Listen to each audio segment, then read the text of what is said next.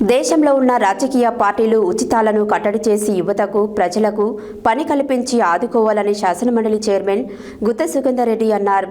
సోమవారం నల్గొండలోని తన క్యాంపు కార్యాలయంలో మీడియాతో మాట్లాడారు. దేశంలో ఉన్న రాజకీయ పార్టీలు ఉచితాలను కట్టడి చేసి యువతకు, ప్రజలకు పని కల్పించి ఆదుకోవాలని శాసనమండలి చైర్మన్ గుత్త సుఖేందర్ రెడ్డి అన్నారు. సోమవారం నల్గొండలోని తన క్యాంపు కార్యాలయంలో మీడియాతో మాట్లాడారు.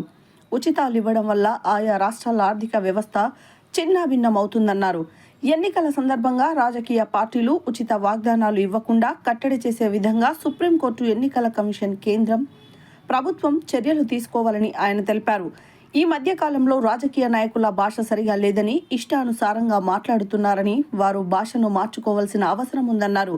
సమాజంలో అవినీతి విపరీతంగా పెరిగిపోతుందని, దాని కట్టడికి రాజకీయ నాయకులు, ఉద్యోగులు భాగస్వాములు కావాలన్నారు. ఇంజనీరింగ్ వ్యవస్థలో అవినీతి విపరీతంగా పెరిగిపోయిందని, అవినీతి కట్టడికి ప్రభుత్వాలు చర్యలు తీసుకోవాలని గుత్తా కోరారు. ఎమ్మెల్సీలు తీన్మార్ మల్లన్న, కవితపై వచ్చిన ఫిర్యాదులపై ఆయన స్పందిస్తూ పెద్దల సభ గౌరవం తగ్గే విధంగా వివరించవద్దని హితవు పలికారు. ఇచ్చేటువంటి ఉచితాల మీద కూడా నియంత్రణ తీసుకురావాల్సినటువంటి అవసరం. ఒక రాష్ట్రం చూసి ఒక రాష్ట్రం, ఒక రాష్ట్రం చూసి ఒక రాష్ట్రం, ఎన్నికలు గెలిపే ప్రధాన ధ్యేయంగా ఈ ఉచితాలను ఇవ్వడం వల్ల కూడా రాష్ట్రాల యొక్క ఆర్థిక వ్యవస్థ పూర్తిగా చిన్నాభిన్నం అవుతుంది. ఈ చిన్నాభిన్నం కావడం వల్ల ఎంతోమంది పనులు చేసే వాళ్ళకు బిల్లులు వస్తలేవు. ప్రతి ఒక్కరు కూడా పని మానుకొని ఉచితాల కొరకు ఎదురు చూసే పరిస్థితి వస్తూ ఉంది.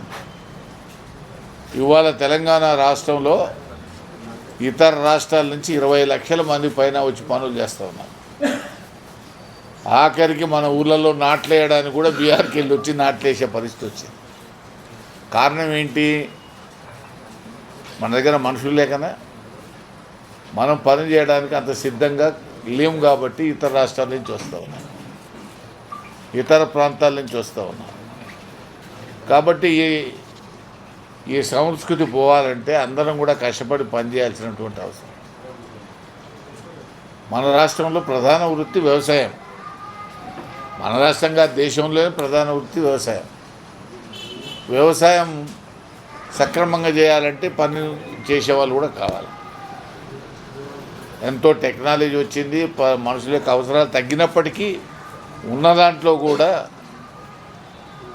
మనం వ్యవసాయం చేసుకోవాలంటే పనులు చేసేవాళ్ళు అవసరం. వాళ్ళకు కూడా గిట్టుబాటు ఇవ్వాల్సినటువంటి అవసరం ఉంది, వాళ్ళతో పని చేయించుకోవాల్సినటువంటి అవసరం ఉంది.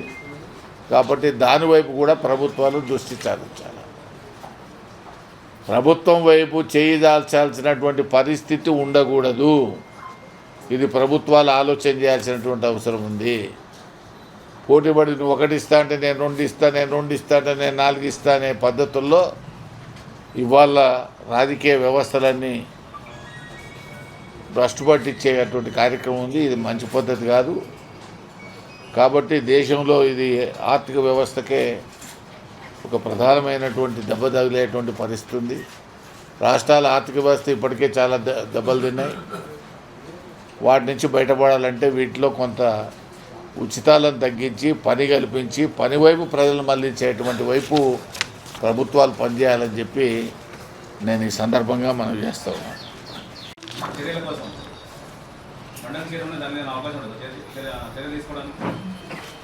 దురదృష్టం ఏంటంటే మాది పెద్దల సభ.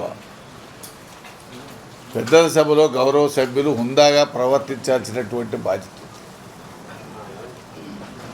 కానీ దానికి భిన్నంగా ప్రవర్తించడం అనేది నా మనసుకు బాధ కలిగిస్తుంది. కాబట్టి చట్ట పరిధిలో ఎవరు ఏమి చేసినా సభలో జరిగితే ఓ రకంగా ఉంటుంది, సభ బయట జరిగితే ఓ రకంగా ఉంటుంది. కానీ మనం ఎవరమైనా సరే ఒక బాధ్యతల్లో ఉన్నప్పుడు విజ్ఞతతో వ్యవహరించాల్సినటువంటి అవసరం ఉంది. మనం భూషణలకు కానీ వ్యక్తిగత దూషణలు కానీ పోవాల్సినటువంటి అవసరం లేదు. అట్లా అని ఒకరి మీద ఒకరు దాడులు చేసుకోవడం కూడా మంచి సంస్కృతి కాదు. ఇది పెద్దల సభ యొక్క గౌరవాన్ని తగ్గించడం తప్ప మరొకటి కాదు. అందుకనే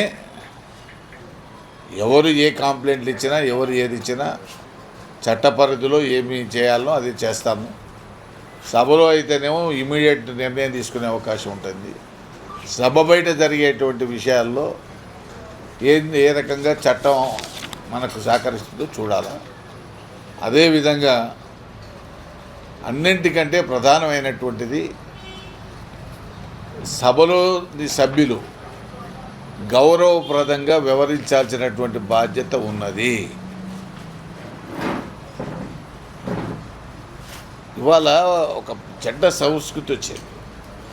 అది అన్ని రాజకీయ పార్టీలు అదే. ఇప్పుడు ఇంతకుముందు చెప్పింది నేను అదే. చదువుకున్నటువంటి స్థాయిని మర్చి, ఉన్నటువంటి బాధ్యతలు మర్చి ఇష్టానుసారంగా మాట్లాడడం వల్ల వాళ్ళ గౌరవం పోతుంది, రాజకీయ వ్యవస్థకు చెడ్డ పేరు వస్తుంది. రాజకీయాలకు రావాలనేటువంటి భవిష్యత్ తరాలకు కూడా మనం ఏం చెప్తున్నాం, అది కూడా మనం ఆలోచన చేసుకోవాల్సినటువంటి అవసరం ఉంది. కాబట్టి ఎవరైనా సరే ప్రజాప్రతినిధులుగా ఎన్నుకోబడ్డ వాళ్ళు తప్పనిసరిగా విజ్ఞతతో వ్యవహరించాల్సినటువంటి అవసరం ఉంది. నోరును కంట్రోల్ చేసుకోవాల్సినటువంటి అవసరం ఉంది. ఏది పడితే అది మాట్లాడేటువంటి పద్ధతి మంచిది కాదు. దీనివల్ల మీ గౌరవం తగ్గించుకోవడంతో పాటు ప్రజాప్రతినిధుల పట్ల గౌరవం కూడా తగ్గుతుంది.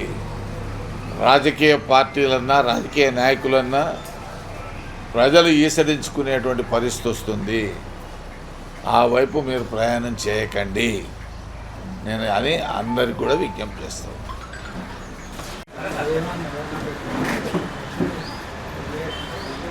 అందరికీ నమస్కారం. రాష్ట్ర ప్రభుత్వం నాగార్జున సాగర్ ఎడమ కాలువకు కానీ, ఏఎంఆర్ ప్రాజెక్టుకి కానీ సాగునీరు విడుదల చేయడం చాలా సంతోషం. ఎందుకంటే ప్రతి సంవత్సరం జూలై ఆఖరు ప్రాంతంలో నీళ్లు విడుదల చేసే సందర్భం ఉండేది. ఈసారి ఒక 10 రోజుల ముందుగానే నీళ్లు విడుదల చేయడం, శ్రీశైలం ప్రాజెక్టులోకి నీళ్లు రావడం, నాగార్జున సాగర్లో కూడా 252 టీఎంసీల పైన ఉండడం, ఇదంతా కూడా రైతులకు శుభ పరిణామం అని చెప్పి నేను భావిస్తూ ఉన్నాను. అందుకు